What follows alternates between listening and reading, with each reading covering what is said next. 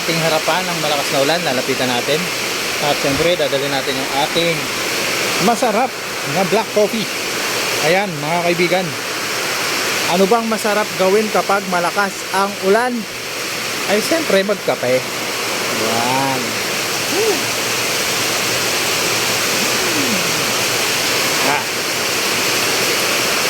Sarap. Kaya nga lang, naudlot ang paggagawa ng sasakyan, mga kaibigan. Ayun, oh. So, wala tayong magagawa dyan, mga pre. Ulan. Ayan na. Bumagsak na. Napakalakas. Babaha na naman dito sa loob. Yari. Parang Kim ang kawawa dito. Yun. Aray ko.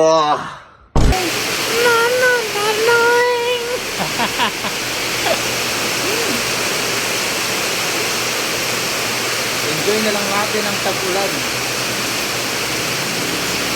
Pati manukot.